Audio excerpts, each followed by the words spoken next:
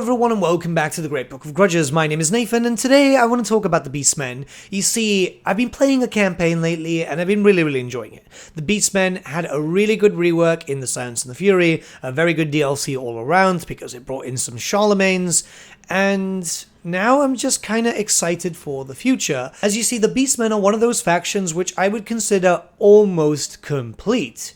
They've got a lot of their missing units, they've got really good mechanics, they've got everything that works well. Yes, there's some things that need to be fixed around, primarily Taurox needs a few fixes here and there. But all in all, the Beastmen are in a very good place, and I'd say they really only need one more DLC to be completely done. If you go on a state of the faction type of situation, well, if you haven't played the Beastmen yet since their rework, or if you haven't played them at all, you really should. Yes, the Beastmen are still a Horde faction, however, this isn't the garbage Horde system that we used to have in Warhammer 1 and very early into Warhammer 2. It's still a Horde, but the mechanics and just everything involved that you're seeing through the gameplay that I'm showing on screen, it just feels like a Beastmen faction. If you read through the lore, this kind of has really strong interpretations of the lore, and I think that's absolutely great. And while yes, the Beastmen Legendary Lords all pretty much play the same way in terms of faction, that kind of makes sense because the Beastmen are very one-track minded. You're essentially playing a Chaos Undivided Horde constantly. It's like playing Archaon and comparing that to Kolek. They have some differences because of their faction effects, but their individual mechanics, like in terms of anything else, is pretty much the same. And that's not necessarily a bad thing for the Beastmen. That all is very lore-friendly, really. So with the Beastmen in just such a good spot, what do they need to just fully complete them? And the idea of fully complete is just to the standard of Warhammer Fantasy right now. You never know if Warhammer the Old World, the reinterpretation of Warhammer Fantasy by Games Workshop, will bring in new units, new types of weapons and all that type of stuff. But to this date, yeah, there's not that much that's actually missing. We have a few missing legendary characters, a few missing rather important units, or at least I deem them to be important. The way that this could work is a Champions of Chaos style DLC, which is essentially a Race Pack 2.0. Now, I'm not saying 4 legendary lords, one for Khorne, one for Tzeentch, one for Slaanesh, and one for Nurgle, as, well, that wouldn't really make too much sense. I want the Beastmen to stay as undivided as possible because usually that's the best way to go, but having some mono-god style units, which could not only affect the Beastmen but also the mono-god factions too. You see, once again, everyone kind of benefits. Maybe some new mechanics just to kind of fix up the current legendary lords, but like I said, the current legendary lords are in a pretty good spot. Maybe if they had something unique, you know, like Khazrak getting access to his pet, you know, he does have a Chaos Warhound that he has as a pet, maybe Malagor having some sort of visions mechanic, but in general, everything should stay the same. But here I'm thinking that we could probably get a DLC which might just have either 2 legendary lords and a few legendary heroes, or mix them around. We're obviously missing Gorus Warhoof. Gorus Warhoof could be a great character as a legendary lord, and this could introduce some Centaur units. Right now, we don't have a lot of Centaur stuff, this was the tabletop's fault, but we might be getting some new ones for Age of Sigmar, which also might be used by Warhammer the Old World, as they've been kind of hinting new Centaur models for a while. So imagine a Centaur legendary character, a Centaur lord, so basic one, same thing with a hero, and then maybe a unit or two which would use the same basic rigging and animations, so just different weapon animations, and obviously it's going to be a bit of a reskin thing, but the Champions of Chaos thing kind of introduced the reskin function that works really well,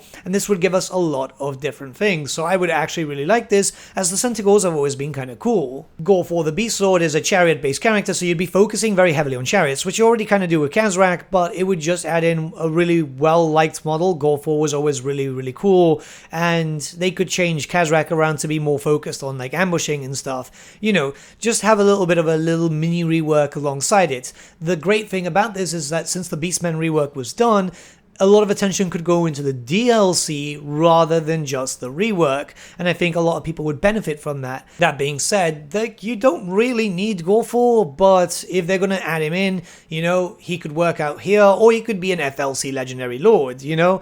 It's just a case of filling out the roster and getting the last of them done, because there's really not that many missing characters. Moonclaw is another one who's an enigma, and yeah, he's a very powerful spellcaster. He's basically born from the Warpstone Moon, so he's not actually a Beastman as far as we're aware. He's just a chaos entity, but not a demon. And yeah, like, he'd never had a model. A lot of the characters just never really had models. This was back in the day where Games Workshop would introduce characters, introduce rules, but never really give you a miniature to actually play around with. You just had to kit bash your own, and still, it works quite well. And I think something like this would be pretty cool because, like, even with the art, right, he looks cool. The mount looks cool. We have lore establishment that you can call in Warpstone meteors and stuff. So you've already got an interesting mechanic that would be exclusive to him. Slugtongue is another interesting character. Again, no miniature, but we know that he focuses heavy on plague. So he could be having the plague mechanic, which is, again, reusing something that we already know.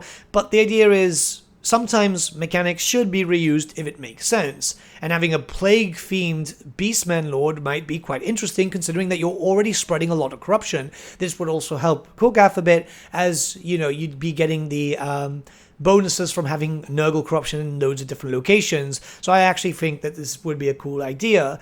And yeah, we're going to talk about the God Touch Gauze later, which would kind of just add a little bit more flavor to it.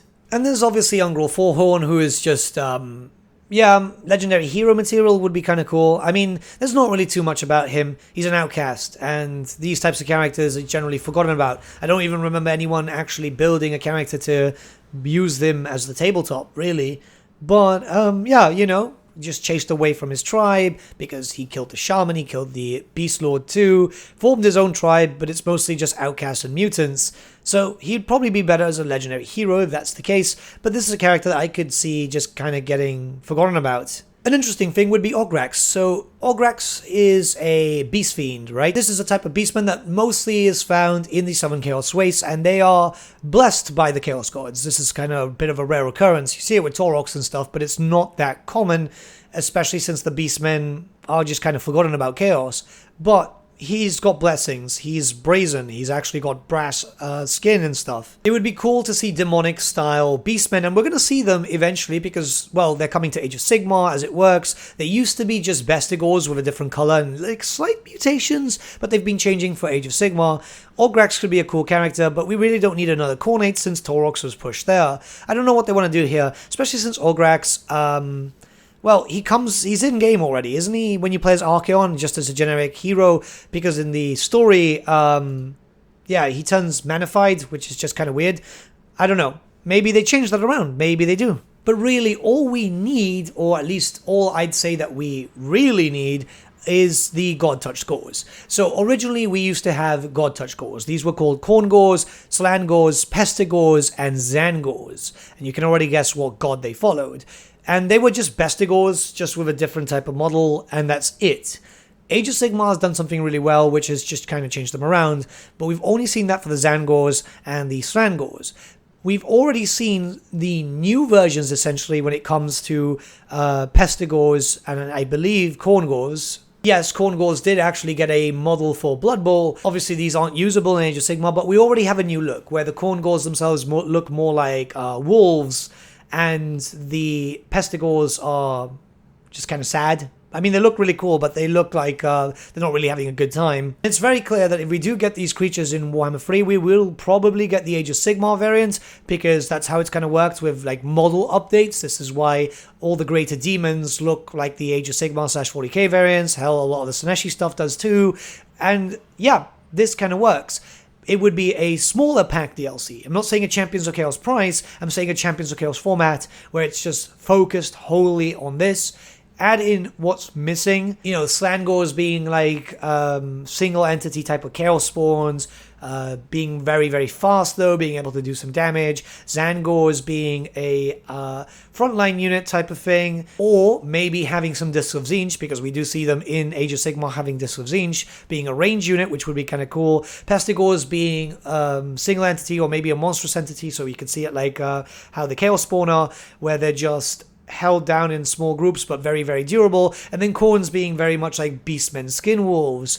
I think something like this would be really, really cool, and this could then be moved to the respective monogod factions too, because at the end of the day, it makes sense to have god-touched creatures with the monogods. This is how we've got it with the Warriors of Chaos too. Take the time here to get the Giant Chaos Spawn, the Great Spine Chaos Beast, and the Praeton, and yeah, pretty much sorted. There's also the Elemental Incarnate of Beasts, but I think that they're going to save up the Elemental Incarnates for something else. We'll talk about that idea later on. But yeah, look, this would be kind of cool. We'd get so much from it, and just kind of be able to finish up the Beastmen, right? Like, I'm really excited about the idea of finally seeing races and factions being complete. Sure, they could do with some stuff like, for example, Bestigors getting some weapon variants would be kind of cool, but all in all, newer stuff is usually better than reskins, so it's a little bit different to that of Champions of Chaos, where the Champions of Chaos was kind of focused around reskins, but this is the same base format, right? The idea of a race pack 2.0 or a culture pack, that's what I prefer to call it. I don't know. I just really want to see the point. I can't wait until the end, basically. Like, I want to see this game fully completed with, like, everything possible. And it would be kind of cool if we could just see the Beastmen done and dusted. They don't need another DLC barring one big one. And it wouldn't take attention. Obviously, Chaos Dwarfs and stuff need to come first. Let's be very honest here. But I'm talking about, like, in the future. Maybe a year, 2 years down the line. A Beastmen DLC. I don't know. Let me know what you guys think in the comments below. Let's start a bit of a discussion, and yeah, let's talk. It's nice to do some speculation a little bit.